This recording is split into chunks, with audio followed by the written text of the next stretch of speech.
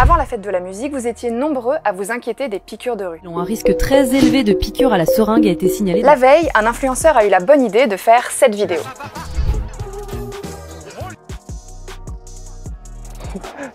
On vous explique qui est Amine Morito. L'influenceur aux plus de 135 000 abonnés sur Instagram et 60 000 sur TikTok a donc publié cette vidéo le 20 juin. On le voit poursuivre des inconnus dans l'espace public, une seringue à la main, filmée en caméra cachée. Cette vidéo a provoqué un tollé sur les réseaux sociaux. Certains accusent même Amine Morito d'être l'initiateur de potentielles agressions à la seringue lors de la fête de la musique. Deux autres de ces vidéos récentes ont également fait réagir. La première le montre en train de percuter les clients d'un magasin de bricolage. Et dans la seconde, il arrose des gens en plein visage avec un pistolet à eau au préalable plongé dans les toilettes.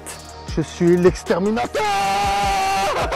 Amine Morito s'est défendu en vantant le second degré de ses vidéos. Il assure mettre en scène des pranks, comprendre des blagues filmées en caméra cachée. Au sujet de la vidéo sur la seringue, il précise: la seringue n'entre aucunement en contact avec aucune personne que j'ai pranké.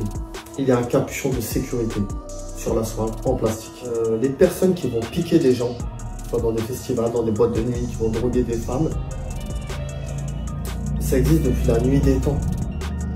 Je ne suis l'initiateur de rien du tout. Et effectivement, à la date de publication de sa vidéo, des mises en garde concernant des risques d'agression à la seringue circulaient déjà sur les réseaux sociaux, sans qu'on sache pour l'heure si ces alertes étaient fondées. Quoi qu'il en soit, Amine Morito n'en est pas à son coup d'essai. Il s'est fait connaître en 2016 où il se filme dans des vidéos sexistes en train de fouetter des femmes à moitié nues. La justice l'a condamné des années plus tard à un stage de sensibilisation sur l'égalité entre les femmes et les hommes. Il quitte les réseaux en 2017 après avoir subi des insultes antisémites, certains l'accusant de mentir sur son identité afin de porter préjudice à la communauté musulmane, ce qu'il nie entièrement. En 2024, ce fils d'un producteur de cinéma fait son retour en ligne après 8 années d'absence. Mais après sa vidéo où il pourchasse des inconnus avec une seringue, le député socialiste Arthur Delaporte a demandé à TikTok une modération de son compte. Depuis le mardi 24 juin, ce dernier n'est plus disponible sur la plateforme.